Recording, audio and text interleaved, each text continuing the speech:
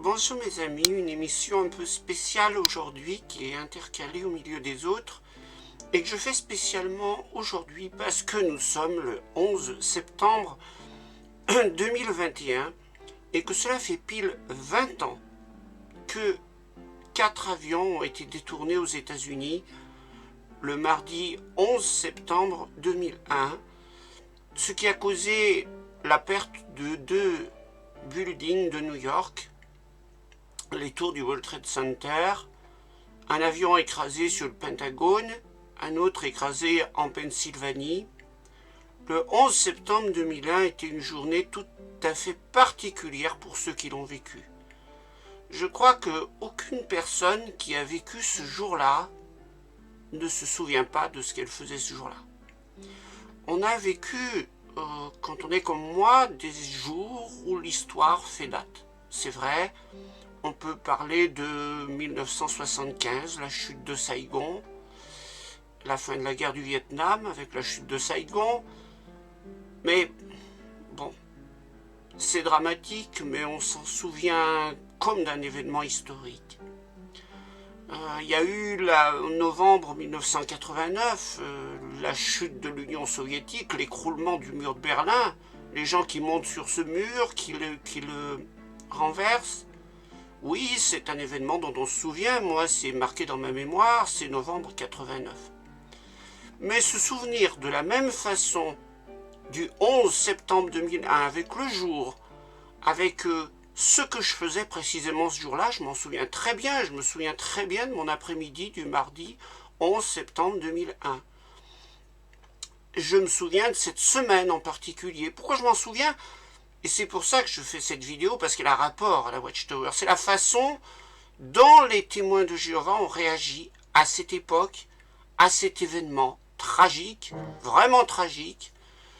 Ce qui a été dit, la façon dont ils ont encaissé les choses à l'époque, et les répercussions que ça a eu sur l'organisation. Parce que pour moi, ça a eu une répercussion.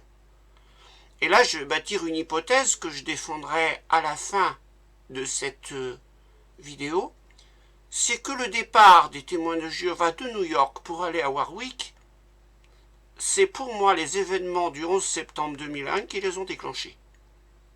Sinon, ils seraient toujours à Brooklyn. Alors, on verra ça après, mais on va déjà, je ne veux pas reprendre tout le déroulé de la tragédie du 11 septembre 2001, la plupart le savent. Je vais rajouter simplement quelques éléments historiques qu'il faut savoir. C'est que d'abord les tours du World Trade Center, elles sont apparues en début de construction dans les années 60, elles ont été achevées en 1973. À l'intérieur travaillaient 50 000 personnes, c'était des tours de bureaux visiblement, pas de résidence, c'était un centre d'affaires, et ça montrait la puissance, on va dire, économique et grandiose des États-Unis avec ces buildings qui dominaient New York depuis toujours. De l'autre côté, l'Afghanistan, dans les années 70, c'était un pays dont on n'entendait pas parler, sauf en 1979, quand le pays est envahi par les troupes de feu l'Union soviétique. L'Union soviétique veut visiblement faire de l'Afghanistan un de ses pays satellites, comme elle en a beaucoup, et décide de faire une invasion militaire en Afghanistan qui est dénoncée par toutes les puissances occidentales. C'est à ce moment-là qu'on commence à entendre parler d'Afghanistan, puisque une guerre s'engage avec les soviétiques qui veulent tenir le pays, mais une résistance interne qui s'organise, et les États-Unis en particulier qui vont armer, équiper des résistants. Et parmi ces résistants, ceux qui, des années plus tard, finalement, seront ceux qui organiseront les attentats contre les Américains. Et on parle encore de l'Afghanistan aujourd'hui, les talibans et le commandant Massoud, le feu commandant Massoud, assassiné 2 jours avant les attentats du 11 septembre, ça a tout rapport, et maintenant son fils qui veut reprendre la résistance. Tout cela a commencé en fait en 1979 avec l'invasion de l'Afghanistan par les soviétiques. Alors, pour revenir à cette journée du 11 septembre 2001, je me souviens très bien de mon après-midi, j'étais en train de travailler, et ce que je faisais comme travail cet après-midi me permettait d'écouter la radio en fond sonore. C'est pour ça que j'avais mis France Bleu et que je travaillais tout en ayant la radio.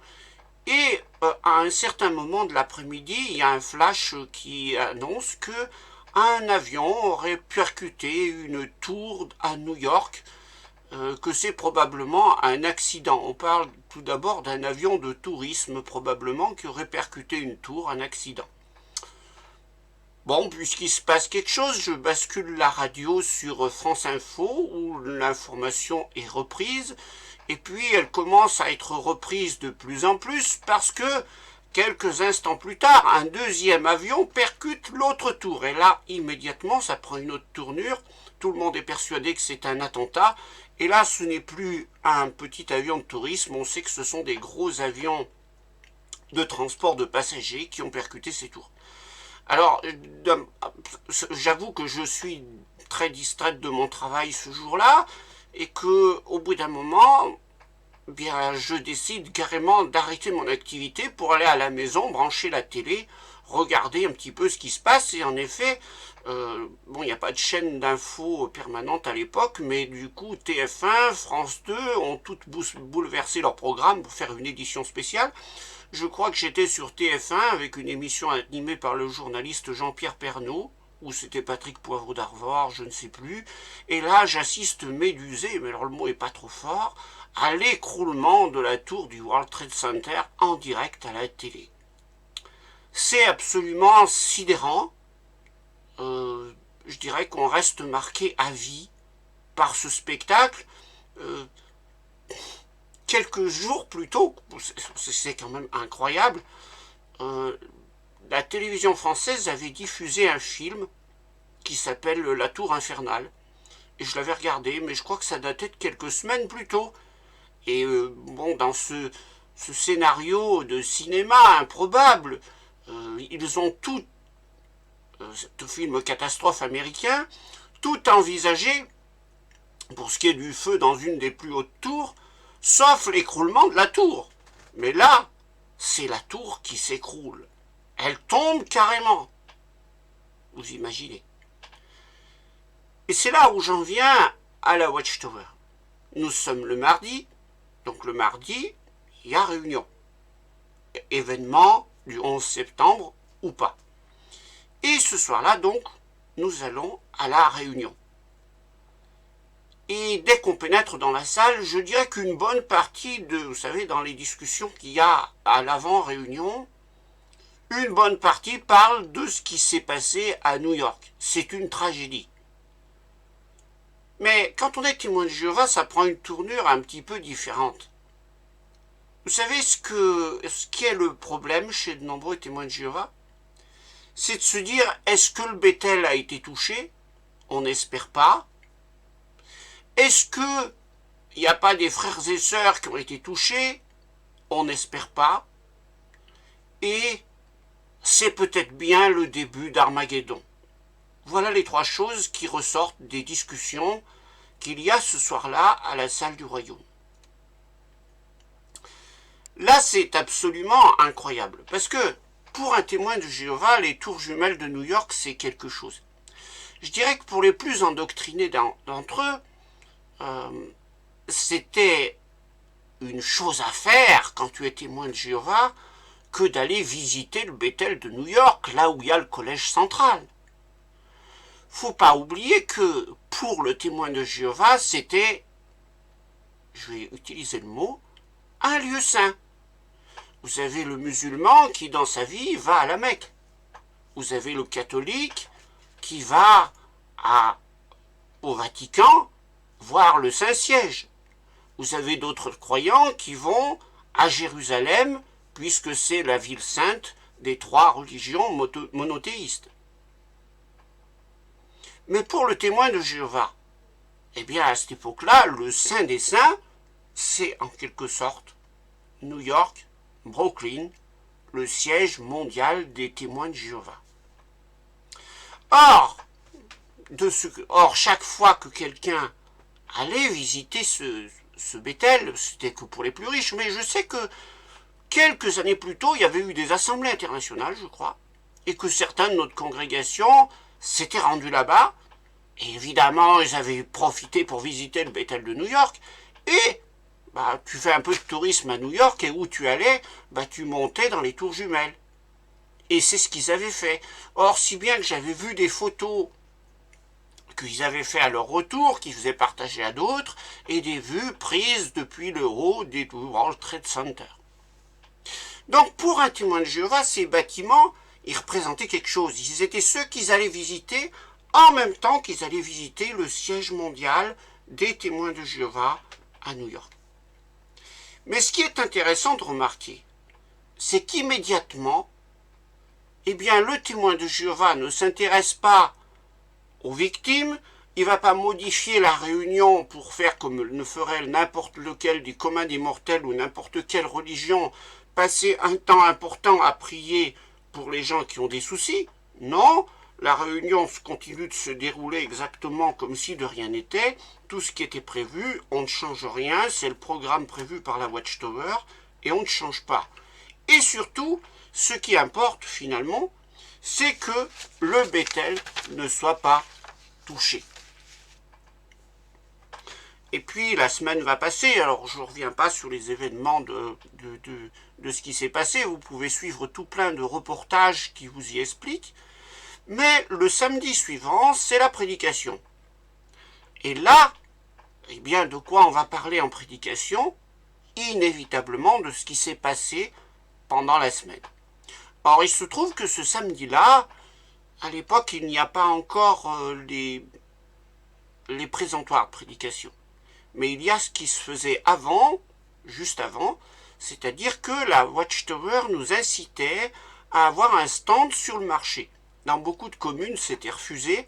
Dans la nôtre, ça avait été autorisé. Donc, tous les samedis matins, il y avait un stand sur le marché. Alors, en fait, on faisait exactement comme le vendeur de poireaux, de courgettes et de navets qu'il y avait à côté de nous. On mettait une table sur deux tréteaux et on exposait des livres de la société Watchtower. Alors, dans notre congrégation, on avait pris l'habitude d'exposer tous les invendus. Tout ce qui partait pas. Je peux vous dire que c'était 4 heures de prédication, mais on en faisait 2 parce qu'il y avait une équipe qui commençait de 8h à midi, l'autre de 10h à 12h. Et que ça faisait 2 heures de prédication où tu fichais rien, tu étais simplement assise derrière le stand à attendre que ça se passe. Et puis les publications posées à plat sur le stand, je vais vous dire, il n'y a que ceux qui, dans la foule, passaient vraiment au ras du stand qui voyaient que c'était les témoins de Jéhovah. Ceux qui étaient plus loin, ils ne se rendaient même pas compte de ce que c'était. Pour eux, c'était avant un camelot comme les autres. La Watchtower devenue camelot, c'est de vous dire. Mais, passé la blague, ce matin-là, donc, je suis dans l'équipe 10h à midi pour aller reprendre ce... Et alors là, je m'aperçois qu'il y a une effervescence particulière au stand, il y a des grandes discussions, il y a d'autres témoins de Jéhovah qui sont passés, ça discute. Et ça discute de quoi? Eh bien, ça discute que ça y est, Armageddon est arrivé. Armageddon est arrivé parce que la religion s'est attaquée à l'Empire américain, inévitablement, ils vont réagir et ils vont s'en prendre à la religion. C'est bon, Babylone va être détruite. Mais ils ont quand même un problème dans la tête, tout cela. Ils ont un problème parce que, c'est les musulmans qui ont attaqué l'Empire américain. Or, la Watchtower ne fait que de dire depuis des années que c'est la religion chrétienne qui est la plus coupable. Et c'est elle qui sera détruite en premier. Comment, en ayant perpétré une attaque par les musulmans, c'est la religion chrétienne qui serait attaquée?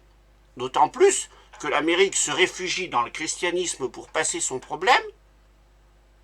Alors là, ça pose un problème aux pauvres témoins de Jéhovah qui ne savent plus comment tourner la chose. Mais ils en sont persuadés, puisque c'est Dieu qui dirige les choses, nous allons rentrer dans Armageddon et le monde nouveau, c'est pour bientôt. La plupart n'ont plus aucune compassion pour les victimes. Ils n'ont plus aucune compassion pour ce qui s'est passé aux États-Unis. La seule chose qu'ils pensent, ils se réjouissent, nous sommes à la fin du système de choses, Armageddon est commencé, nous allons passer dans le monde nouveau. Évidemment, ça fait 20 ans, il n'y a toujours pas d'Armageddon, il n'y a toujours pas de rien du tout. Quand vous examinez les chiffres d'accroissement des témoins de Jéhovah, vous êtes obligé de remarquer que pendant l'année 2001 et 2002, il y a une légère hausse du nombre de proclamateurs. Puis, elle redescend et va diminuer progressivement. En fait, chaque fois que la Watchtower annonce une date ou qu'il y a un événement particulier dans le monde ou comme celui-là, vous avez tout un tas d'inactifs ou de gens qui ont des études bibliques, qui l'accélèrent pour devenir témoins de Jéhovah, ou d'inactifs qui viennent de nouveau remettre un rapport à la Watchtower au cas où on ne se serait peut-être des fois trompé et fait avoir, Armageddon devrait arriver. C'est de dire finalement ce qui anime la foi de nombreux témoins de Jéhovah, c'est pas d'aimer Dieu, c'est pas d'aimer les choses spirituelles, c'est de mettre un rapport dans la boîte d'activité pour pouvoir être bien considéré par Dieu à Armageddon et entrer dans le monde nouveau. Comme si on entrait dans le monde nouveau en remettant un rapport dans la boîte à la Watchtower. Oui, ça serait ça, c'est comme ça que ça marche, puisque chaque fois qu'il y a un événement de ce genre, vous voyez le nombre des proclamateurs qui augmente un peu, puis quand les choses se calment, eh bien ça redescend inévitablement, tout le monde repart vaquer à ses activités jusqu'à la prochaine alerte. Ce qui est complètement débile quand tu y réfléchis bien. En tout cas, le témoin de Jéhovah de base réagit comme ça, n'a pas d'émotion finalement. Tout ce qui l'intéresse, c'est qu'au plus il y a du malheur, au plus on est proche d'Armageddon. Attitude qui, somme toute, ne reflète pas spécialement l'amour du prochain. À partir du début de l'année 2002, le Réveillez-vous du 8 janvier 2002, la Watchtower fait un article spécial sur ce qui s'est passé. Et pourquoi? Parce que les choses se sont déroulées sous ses fenêtres. Elle explique que dans la panique générale qui s'est emparée de la ville, la Watchtower a prêté des choses, qu'elle a accueilli dans ses locaux, je crois, certains des gens qui n'avaient plus de où aller, puisque il faut savoir qu'ils avaient fait évacuer la zone de Manhattan le soir de la tragédie et que beaucoup de gens ne pouvaient plus rentrer chez eux et donc devaient être relogés ailleurs. Mais le plus ubuesque de tout, c'est qu'au bout de quelques jours, alors que les sauveteurs continuent de s'affairer dans les décombres, la Watchtower se targue d'avoir apporté une aide spirituelle. Et une personne leur fait remarquer, les autres nous amènent de quoi manger, des gâteaux, de la nourriture, de quoi boire, et vous venez nous lire des versets de la Bible. Et la Watchtower est toute contente de montrer qu'elle, elle fait quelque chose de différent en allant lire des versets de la Bible aux sauveteurs sur les ruines du World Trade Center. C'est quand même un petit peu une attitude particulière dont la Watchtower se vante. Alors certes, nous sommes aux États-Unis, nous ne sommes pas en France. J'imagine que si quelqu'un en France, dans la tragédie du Bataclan, a été allé voir les pompiers pour leur lire des versets de la Bible, à mon avis, il se serait fait jeter royalement. Bon, nous sommes aux États-Unis, je veux bien que ce soit différent.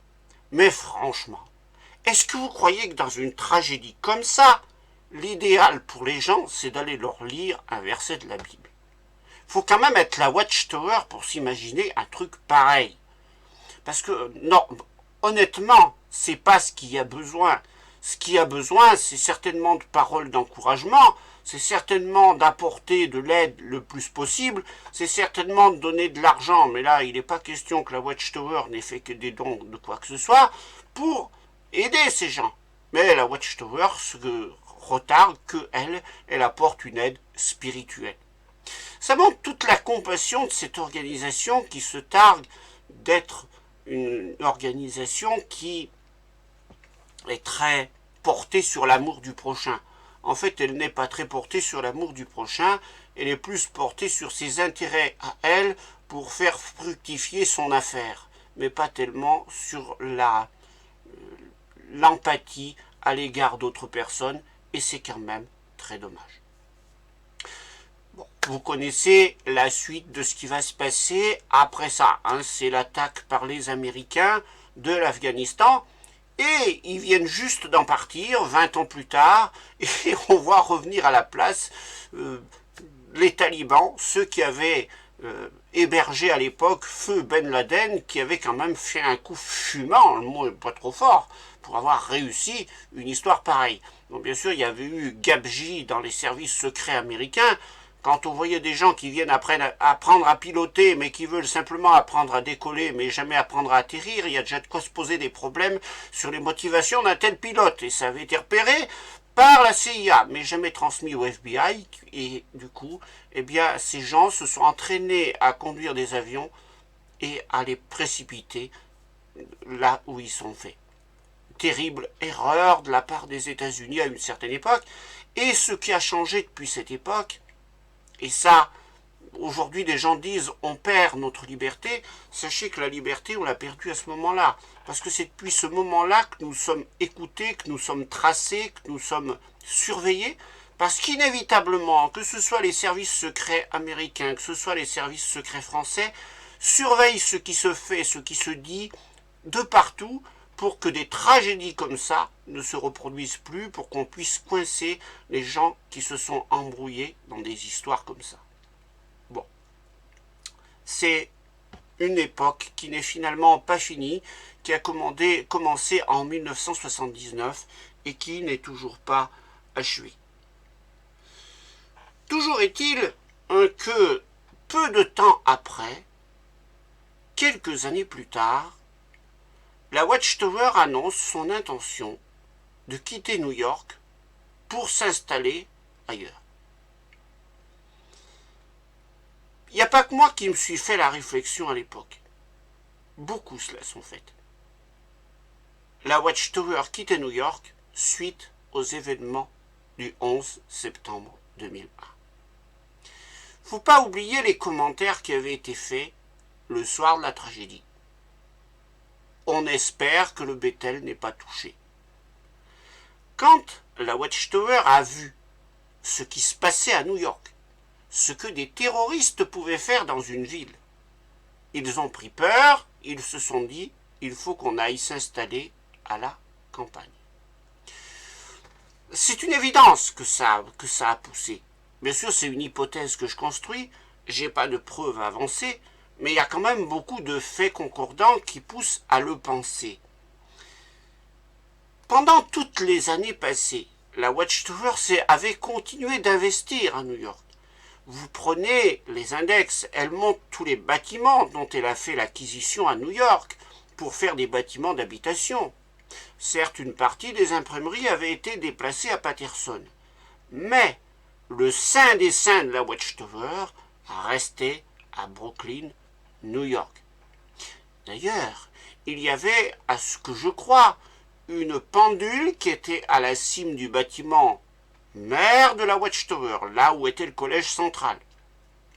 Et paraît qu'il était écrit sur un bandeau lumineux qui éclairait les autoroutes qui passaient en dessous, lisez la Bible chaque jour. Voilà ce que la Watchtower essayait, même avec son propre bâtiment, de rendre témoignage.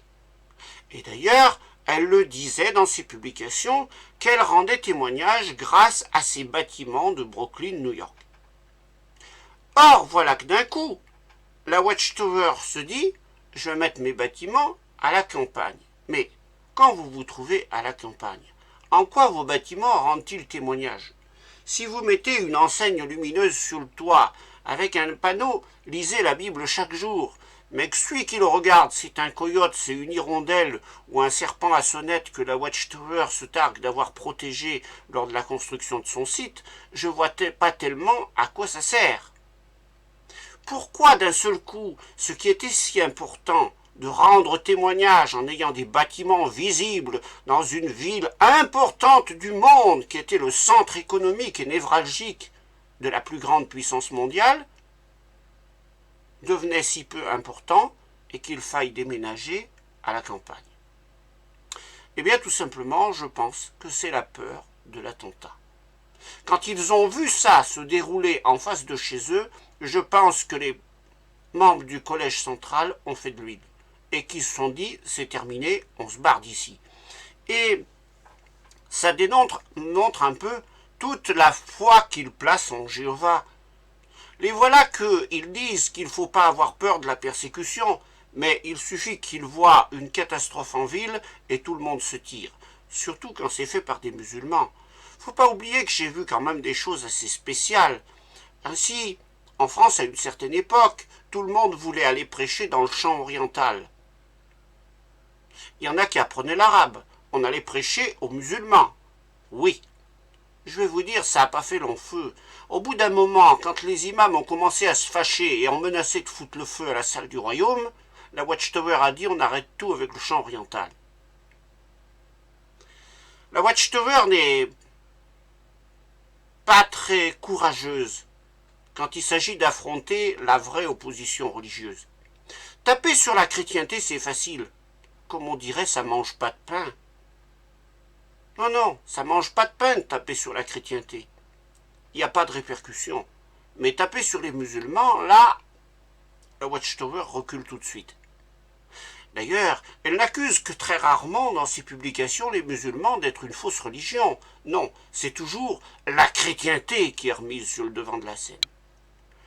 Le problème, c'est quand la prophétie commence à se réaliser, ce que tout le monde disait dans la semaine du 11 septembre 2001, eh bien, c'est pas les musulmans, c'est pas les chrétiens qui font des attentats, c'est pas eux qui renversent le World Trade Center, c'est les musulmans. Et comment ces gens qui voient ces choses-là continuent de pouvoir penser que leurs prophéties sont les bonnes et qu'elles vont se réaliser? Eh bien, l'avenir le dira, mais en tout cas, ce qui s'est passé en face des fenêtres de la Watchtower le 11 septembre 2001 a eu des répercussions non pas sur la réalisation des prophéties, mais sur la Watchtower elle-même, qui a pris la poudre d'escampette pour aller se mettre à la campagne. Bien sûr, c'est qu'une hypothèse que je dis, mais il semble bien être la vraie raison de leur déménagement à Warwick. En un mot, les prophéties de la Watchtower, elles ne sont pas très fiables. Elles ne se réalisent que très rarement, voire même jamais.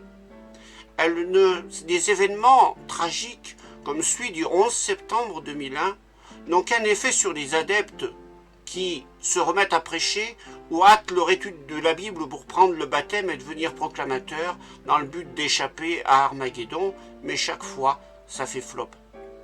En un mot, tous les événements du passé où il y a eu des tragédies ont servi à la Watchtower pour acquérir des membres à une certaine époque, mais jamais pour réaliser une quelconque prophétie foireuse qui est donnée par la Watchtower.